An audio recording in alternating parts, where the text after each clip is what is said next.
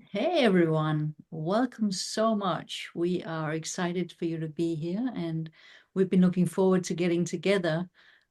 We have the chance to get together a few times a year, and this is one of them. So it's always fun to be with my two friends, Michael Neill and Dicken. And you know the topic, silent mind, comma, beautiful feeling. So we're going to speak a little bit about that, and we'll see where it takes us. Yeah, please. Who wants to start? I nominate Dicken. I agree. I mean, Natasha and Michael and I are old friends, and we've done this program a couple of times before, and we absolutely love the topic so much because we think it gets to the heart of everything that's important to learn about life. And so we didn't even think of changing the topic, but over time, we've continued to have our own insights. And so we have new and fresh. And what we think has been lessons learned from us, things we're excited about and can't wait to share. So I'm glad we have some time to introduce this in this webinar. And then I can't believe we're going to have 3.5 days to luxuriate in. What we promise is not hearing about the principles, but experiencing them directly. Now, isn't it interesting that Sid says if you have any insights about the role thought plays, about the true nature of consciousness and mind, that it will take you right to a quiet mind automatically. It'll take you to a meditative state, sometimes he would call it, that what he was passionate about in terms of how people could experience, get a glimpse of what he experienced when he had his enlightenment experience. And he said, you get a glimpse of what I experienced. And he says, anybody can, anybody.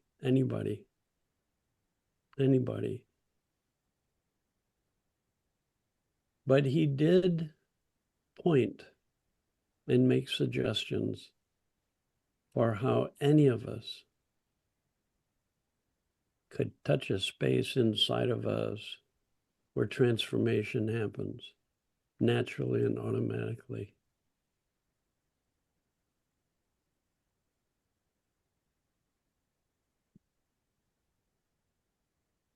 He would simplify it because he thought it's so simple.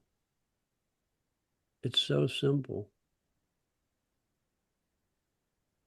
You let go of everything you're thinking. You stop paying attention to what your thinking is saying just for a moment. Sometimes he'd beg us just for a second. Everybody gets excited about it. Nobody does it, he'd say. Just for a second. Let go of everything you're thinking. Pay no attention to it.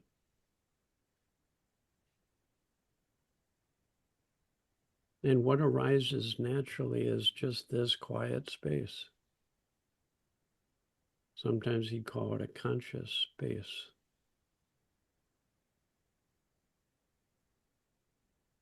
Free of the contamination of our conceptual mind. Before all concepts is this space in everybody, and it's silent because there's no noise from your personal mind, the usual yammering away. It's silent. It's always there in every person, in every moment, no matter where you are, what you're doing. It's like in an ocean, you have all the turbulence on the surface. You go a little deeper, it's always quiet. It's always there. It's inside of everybody at every moment. But when we're paying attention to the noise, we don't recognize this awake, quiet, open, present state.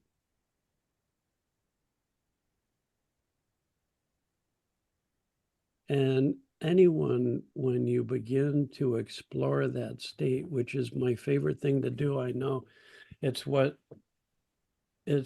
where Michael and Natasha and I are such kindred spirits, is we love exploring the quiet of that space, resting in that space, being renewed in spirit in that space. It's a gift. It's a freedom.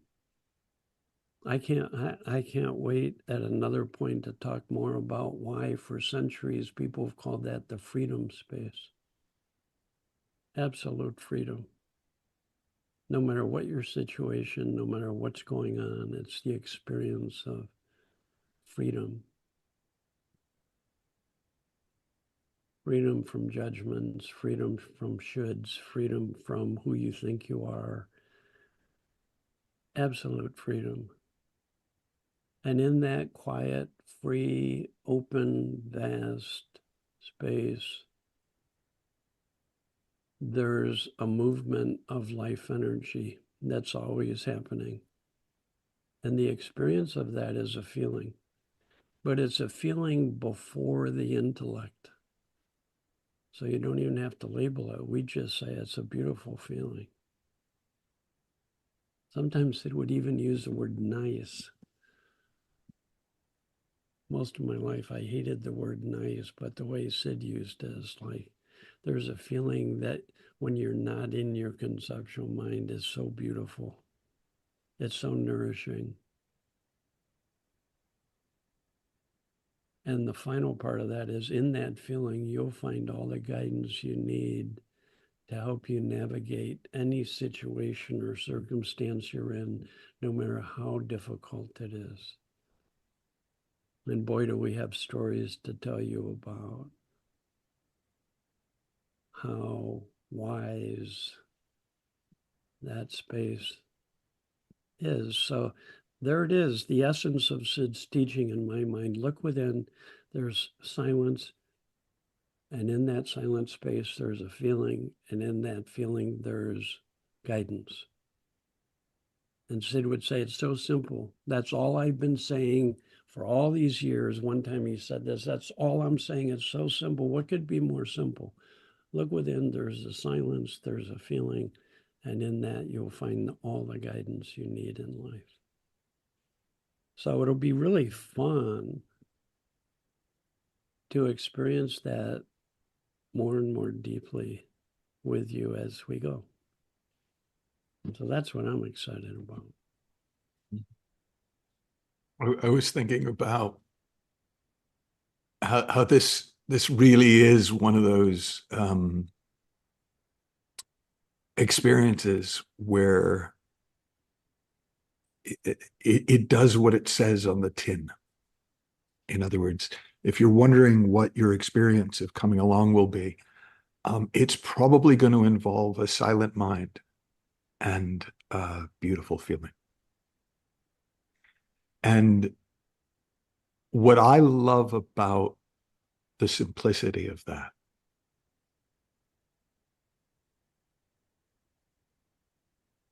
is everything else flows from that. That's as far upstream as I know how to get.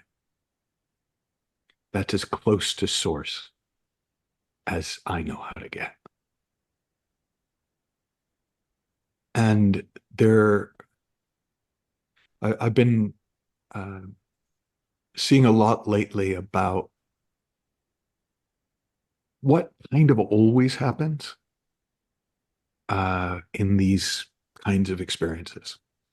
And there are sort of three things. And one is we each, in our own way, presence God, presence mind, presence spirit, presence self, presence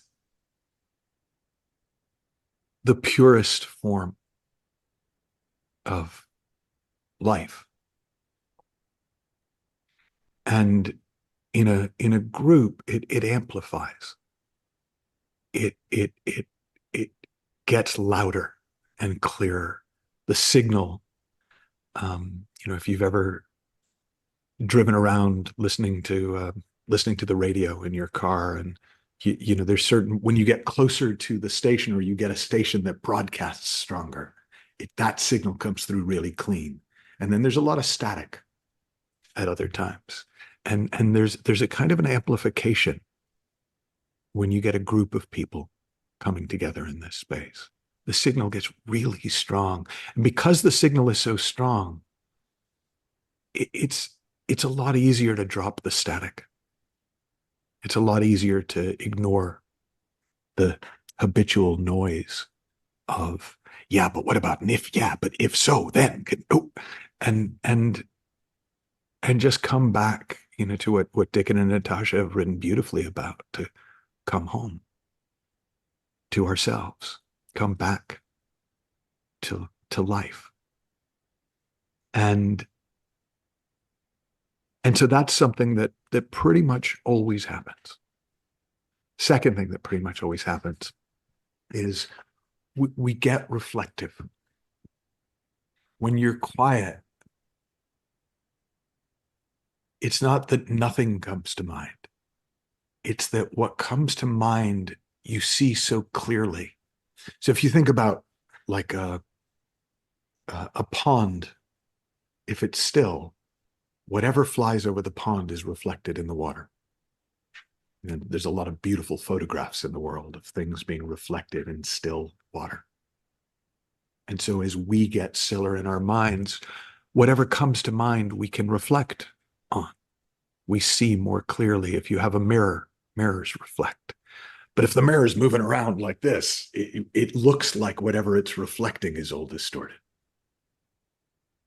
But when the mirror is still, well, then you see what's really there reflected in it. And we see what's really true, what is in the mirror instead of what isn't. And then inevitably there's disruption. It messes with the habitual patterns of how we show up and how we think. And I think one of the great gifts of disruption is that it makes it easier to sense what doesn't get disrupted, what is inside us that is indisruptible, undisturbable, imperturbable. So we start to see that there is no experience we can have that's us, because experience comes and goes. There's no thinking we have that's us, because thinking comes and goes. There's no feeling, emotion that's us, even if we talk about it that way, because feelings, emotions come and go. But we are that which experiences. We are that which thinks. We are that which feels. And the feeling of that, the sense of that, to me is beautifully encapsulated in silent mind, beautiful feeling.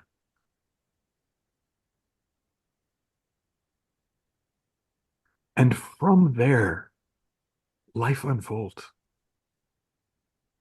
Life unfolds beautifully. Life unfolds bizarrely perfectly. And it's just that when we're all up in it, we don't notice. And so we think we got to get involved and we got to fix this. We got to change this. We got to do this. And we become busy little beeves. That was a combination of bees and beavers, beeves. But, you know, we get busy because it's busy up here. So it looks busy up there. But when we find that space in us, that place in us, that space of meditation, that space before thought,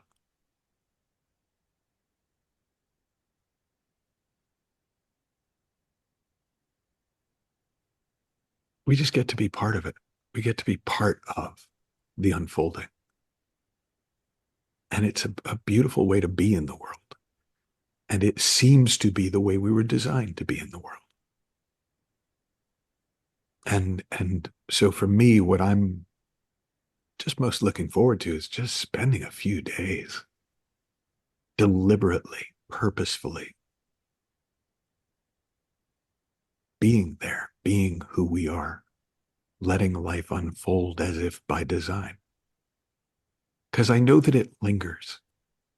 Like each time I go into an experience like this,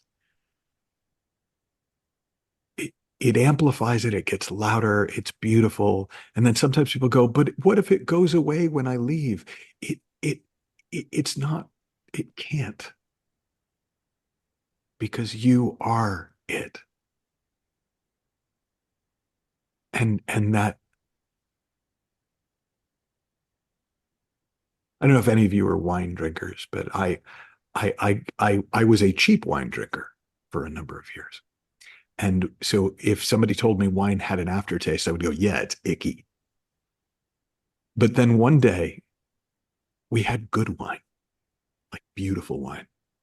And it had, they don't even call it an aftertaste, it had a finish. There was a taste that lingered that was beautiful. And so that for me is a lot of the gift of taking time to go home and to hang out and to soak it in, knowing that it will linger and it will continue to do wonderful things for our bodies, for our minds, for our psyches. And it's healing. It's good for whatever ails you. And so it's funny, I saw it on my calendar that this was what we were doing today. And I was like, oh, good. I could do with a bit of that. And I think we can all do with a bit of that. And so I'm looking forward to being there with you. It's so interesting that this is our natural state. This is who we are. Our being is silent or silence. And we overlook it because we have a tendency to be caught up by our busy thinking. And so it's so interesting when we look for this, the words look within, we start to notice more and more of the time that it's always here. It really is who we are in essence. And I loved when the metaphor you used before, Michael, with like a lake or a pond. When it's silent, it reflects the beauty around. And so it's inevitable that as we fall into our natural being, who we are, we see beauty around us. We notice beauty in people. We notice beauty in ourselves. And it's not that this silent mind means that it's the absence of thought. It just means that we are not caught up in it. We recognize that something inside is free already, is resting already, is being already. Nothing to do, nowhere to go. simply resting as who we are.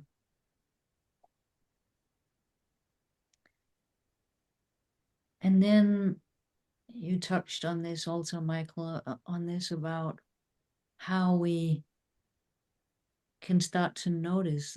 I think the more familiar we get with this dimension of ourselves, or this space inside of ourselves, the more we start to notice the nature of thoughts, feelings, experiences that come and go. And we can know those thoughts, feelings, and experiences without being caught up in them. So it's not that that stops. It hasn't for me yet. I don't know about you guys, but I certainly have lots of thoughts, feelings, and experiences going on. But I do notice that more and more of the time, I'm aware that that's going on. And I am not so attracted to the drama anymore. I'm more attracted to staying as being. And I also love how resting here more of the time doesn't mean that we don't have fun in life, that we don't go to parties with our friends or go on vacations and with our grandchildren. It's another way of being in life. There's a lot more enjoyment in each moment. Again, because we see the beauty everywhere. It reflects inside and outside. One of the things I enjoy mostly about being with the two of you is how we see we're pointing in the same direction, and we have slightly different ways of saying things. And I love how we inspire each other as well. Like every time we've done this retreat together, it's so interesting what shows up. No plans, just what is in the room. What is being called for? What are we being guided to say? So it becomes an adventure. There's a trust when we start seeing more of the time that there's this guiding force, this wisdom that seems to know in which direction to go.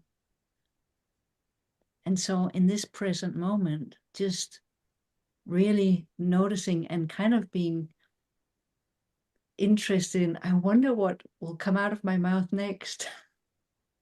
There's a really sweet surprise around life when we are able to just rest in our natural state and see what the next part of life shows us.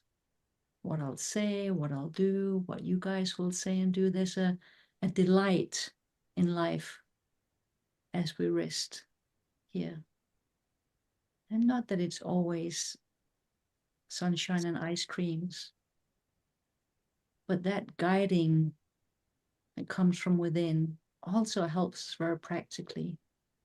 And I know that we'll speak about that too as we get together in the retreat. So I'm just excited about being back together with you guys. I love what Dicken said about that Sid said, everyone gets excited about it, but nobody does it. Like for me, that's part of an experiential retreat as opposed to a lecture or a series of lectures or a training course. It's like, yeah. Let's talk about it when we actually know what it is. Let's talk about what we're experiencing, not what's possible to experience when you experience the enlightenment and the silence and the stillness and the breakthrough and the moment of satori. And it's like, no, it's here now. And as we notice it now, we start to know what we're talking about, to know what everybody else is talking about it, because it is a real lived understanding. You know, if I could go back in time and translate what Sid was pointing to into different words, I probably would move the word understanding out of the conversation a little bit, because for me, for so long, understanding was, well, do I understand it? I think I understand it. Let me see if I understand it. Let me see. Can I explain it? And it never touches the sides at that level. It's just ideas. It's nice ideas, but it's just ideas. I have found the difference between this conversation as really interesting and life-changing, game-changing. Is it, am I actually in it? When I say, do I know what I'm talking about? Not do I know what I'm talking about up here. Do I know what I'm talking about?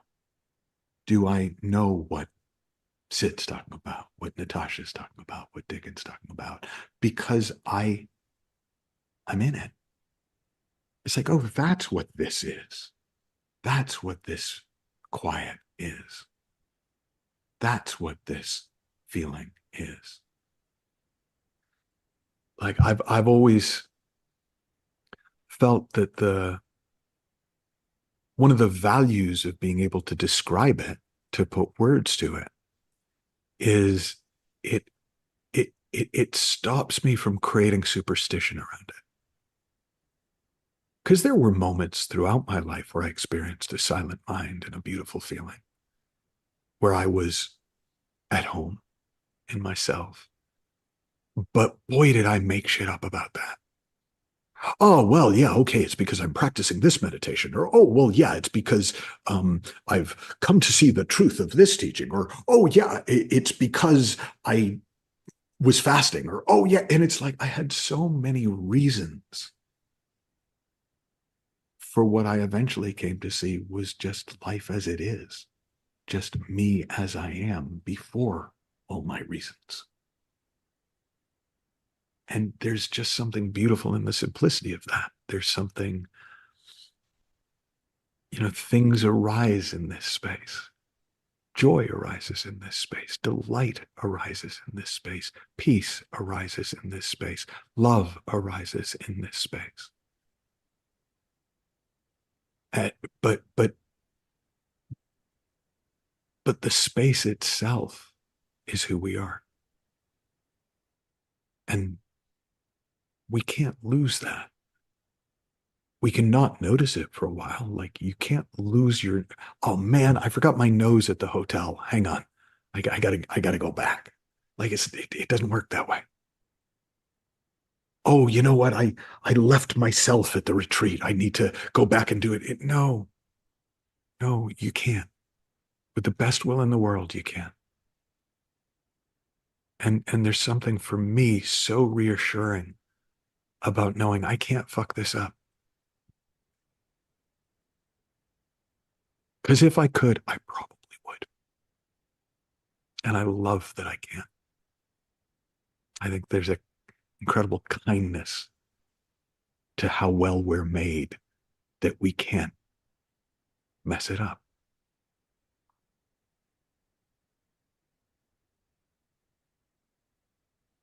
But over the 3.5 days, I will be trying, just so you guys know. Right? I'll be doing my best, but you know. I one time asked one of my best friends who she studied with Sid Banks for many, many, many years.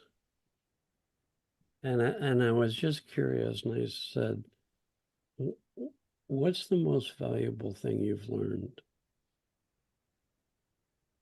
In all these years, all the time you've spent with Sid, all the reflecting you've been doing on the principles, what's the most valuable thing you can learn? And I loved her answer, because she just got quiet. She didn't think about it. She got quiet and waited until something occurred to her that was really alive and fresh. And she said, I know where to look.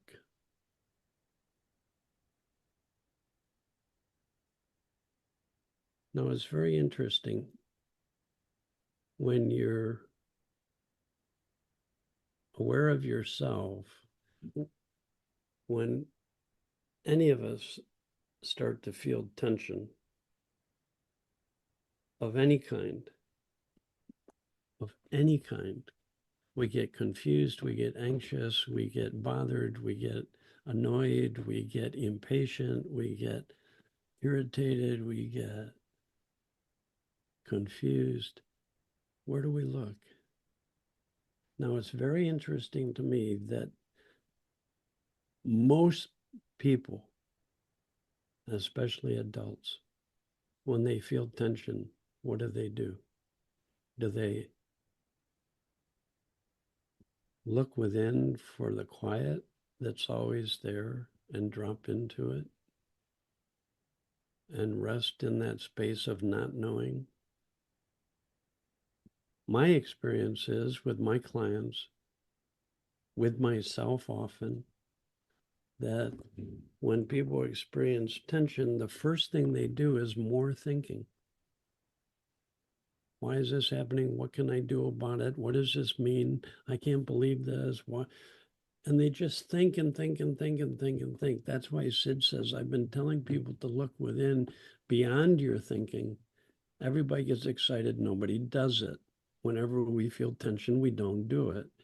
And as any person's insightful understanding deepens, in other words, you get more familiar with this space within that's quiet and full of feeling, and feeling, not emotion, not ego's reactivity, full of feeling. And it becomes very, very practical.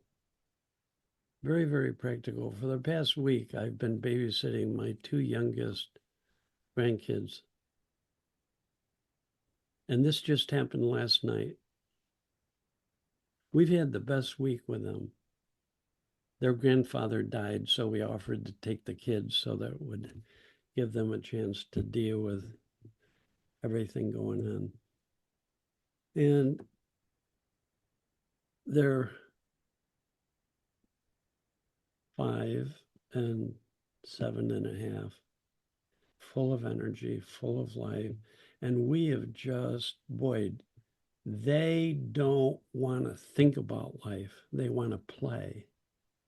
So I'd see them, they'd start to get upset and they'd just immediately come back to the present moment and play and have fun. And so literally for like a week, there was no crying, no upset, it was unbelievable. They were such teachers of living in the moment. Now, as they get older, when they get upset, they'll do more thinking and more thinking and more thinking and more thinking, until pretty soon they're like the rest of us, just living in the world of our ideas rather than living in life. And it's all very innocent. So the most powerful thing any of us can learn is how friendly our upset and stress is, how helpful it is to wake us back up so that we fall naturally back into this quiet space, deep feeling, deep knowing. And we learn the benefit of that so that we can trust it, so that we can say, I know where to look. I know. No, not intellectually. I know the absolute truth that there's a space within where all the answers lie, everything we need.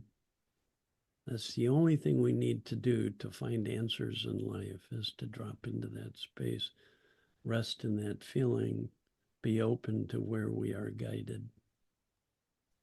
So last night, my grandson, for the first time, got really, really, really upset. And it's a long story, but his dad came to visit in the afternoon, but he had to leave that night, and then they're getting together right now, and he's going to take him home. But his dad came after a week, and then his dad had to leave, and my grandson had a meltdown. He was clinging to him at the door.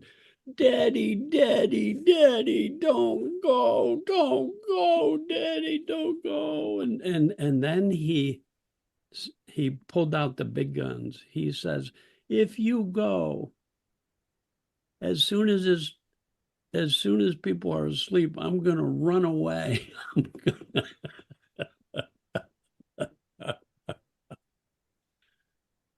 So we told our son, it's okay, you can go. We'll deal with little Reed. What's the first thing we had to do to be able to deal with little Reed? My wife and I had to know where to look, or we'd be of no help. I could see myself getting impatient. Come on, come on. I could see myself starting to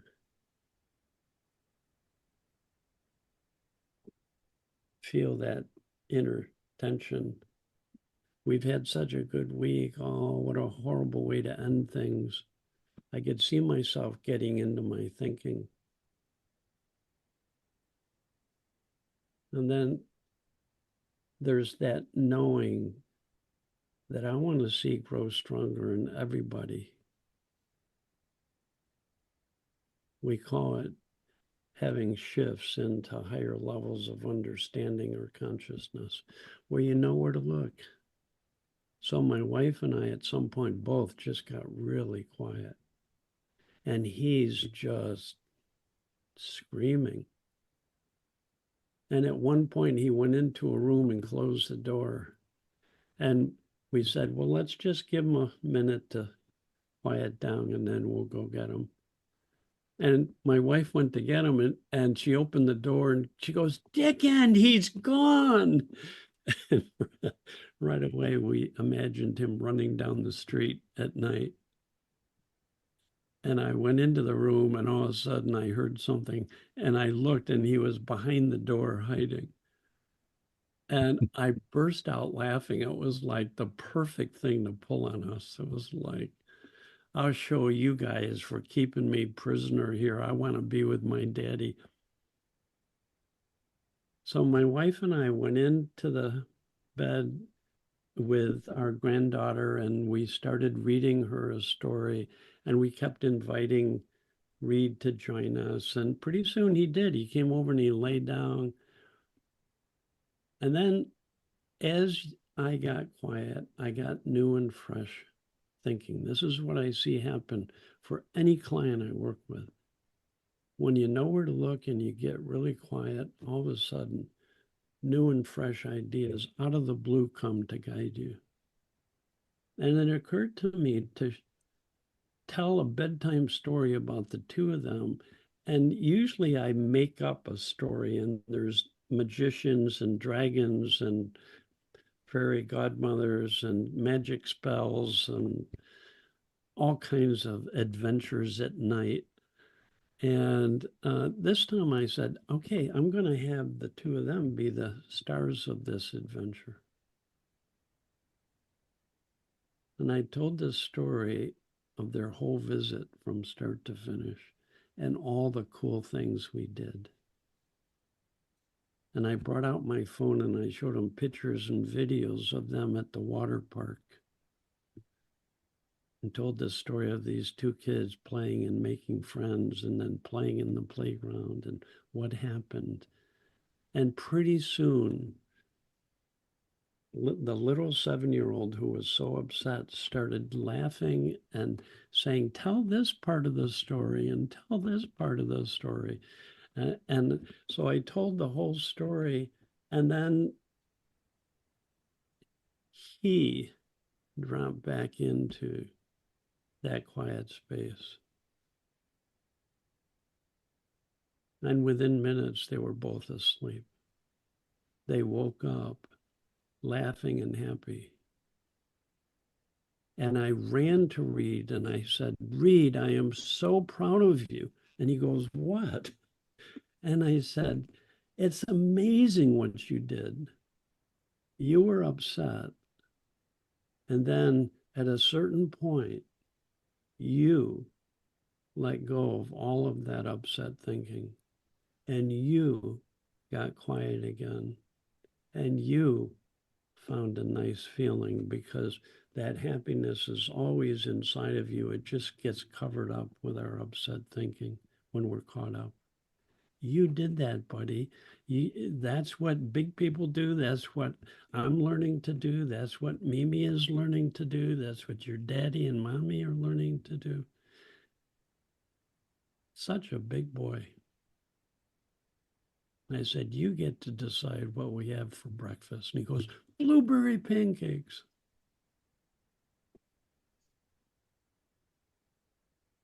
It's practical. Practical is that this is why Sid says this space and the feeling of this space, the love in that space, is always the answer to any situation, any problem, any upset. And the key is knowing where to look. And that's what the three of us want to focus on with you experientially. Quick show of hands. Raise your hand if you could sort of identify with being the grandparents having to figure out what to do about chaos around you. Okay. Now, okay. Raise your hand if you can identify with the grandson having a tantrum. Right? And now keep your hand up if you wish Dicken was your grandfather, because that would be. But the bit that I love about that story is I remember as a little kid trying so hard to stay mad. Yeah. I really wanted to punish the big people around me. I'm going to stay mad and I'm going to stay up and I'm not going to get any sleep and then I'm going to die and then they'll be sorry. And it pissed me off that I couldn't stay mad for more than like 40 minutes. And then like my mom would come in and with a treat and I'm like, oh, okay. Right. But here's the thing. See, as we grow up, we get much better at staying mad. Right. Like as we grow up, we get so good at it. We could do it generationally. Like I can still be traumatized by what happened to my great grandparents. And that's learned. That's not natural. That's not innate. That's just an interesting use of a capacity we have to learn. But if it's something we've learned, it's not us. Which means if it's not helpful, we don't have to keep doing it. So in a very real way, we're the kid having a tantrum and we're the wise grandparents getting still until we know what the kid having a tantrum needs. And the truth is, the way we're made, it just doesn't last that long. No matter how upset we are, no matter how justified our upset seems, we're made to let it go. We're made to go beyond it. And each time we do, like we may not get blueberry pancakes, but we get better at letting it go the next time because it's just more obvious to us that we're the only ones keeping it alive. Sid talked a lot about how you have to recreate negativity every single time. You have to recreate stress. You have to recreate pressure. You have to recreate anger. You have to recreate fear. It doesn't actually linger. You have to keep doing it to keep it there. And it's just that we've gotten good enough at it that we don't notice a lot of the time that we're doing it. But the second we notice that we're the ones doing it, it's really not hard to drop it either. And that's when Dicken talks about how practical this is. it's practical in the sense that as you kind of notice how well you're already made, that we are made for this. We're made for life. Then life gets much more fun and much less daunting. Like we start to make sense. We're not anomalies anymore. It's like, oh yeah, I was made for this. And there's that wonderful sense of place, of right place, right time, that kind of stays with us wherever we are. And it's such a delightful place to live from. It's such an exciting place to be, because it's Christmas morning, and then it's Christmas morning again, and then it's blueberry pancake morning, and then it's Christmas morning. And it just like, it has that ongoing sense of, I can't wait to see what happens next. I'm getting goosebumps, Michael, just listening to you talk about that. I'm being reminded of my friend Greta. She died a few years ago, but she was 94 years old, and John and I were visiting her, and I said to her, "So, what's your secret?" Because she always seems so happy and so just alive at 94. And she said, "Well, I wake up in the morning, I sort of get up on bed, I sort of push myself up, I sit up, I put my feet over the side of the bed, and I think to myself, I wonder what's going to happen today." It was just, I love that. I love that sense of anything can happen. This sort of surrender to life. This graceful surrender about, well, a lot of things could happen, but not fighting it, not pushing it away, not thinking it should be any different. There's something in the surrender of just seeing what happens and then not fighting it. It's going, oh, I guess this is happening now. Oh, I didn't know I was gonna drive into Copenhagen today because my dad needs my help, or whatever it is. There can be enjoyment in whatever happens when we don't fight it. That's something that I've been really interested in looking towards lately, just being with whatever is, what is occurring, what is going on in my circumstance, and where am I meeting it from? Am I meeting it from my ideas about how the day should go or how my life should be? Or am I meeting it from this silence inside, this pure beauty that just goes, oh, okay. So I love how this is practical. And I know that when we get together, there will be stories about the practical part of this. There will be stories and probably exercises where we go into our own experiences. There'll be beautiful conversations and meetings between all of us. That's no. Exactly. Yeah.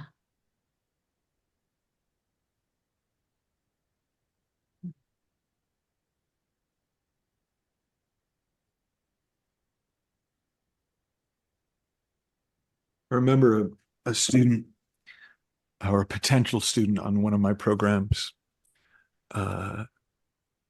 emailing and going, is this going to be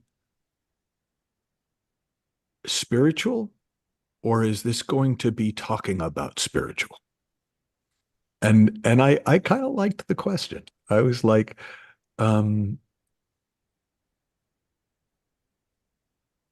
because it forced me to kind of look at what the difference was. And to me,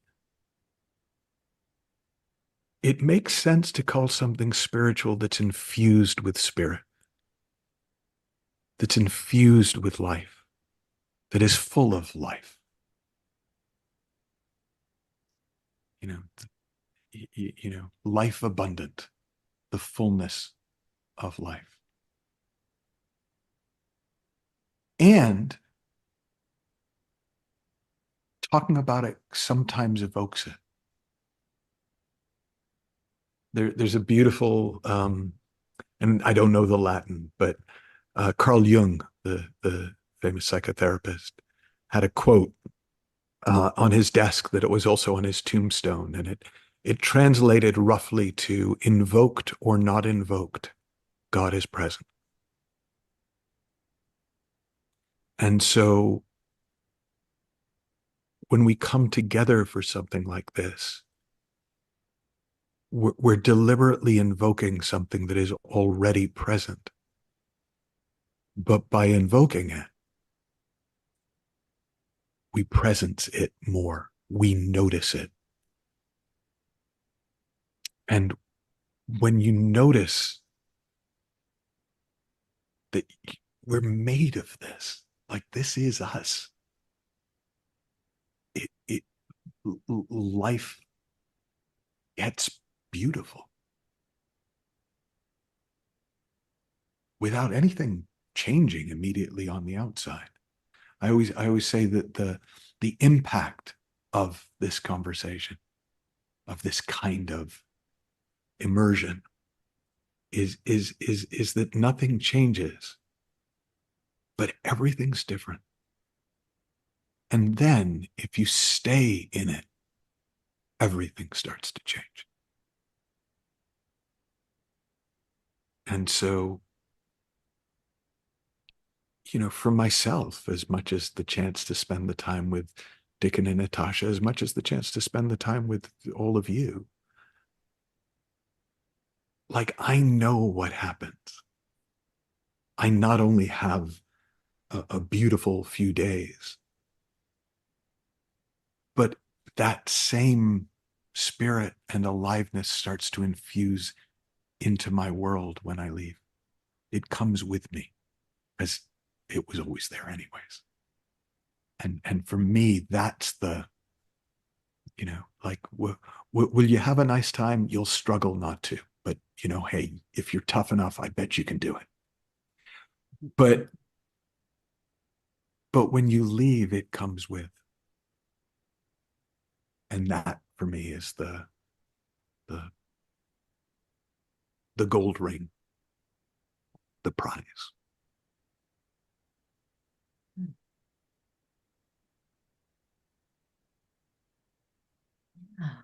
This is a good place to end.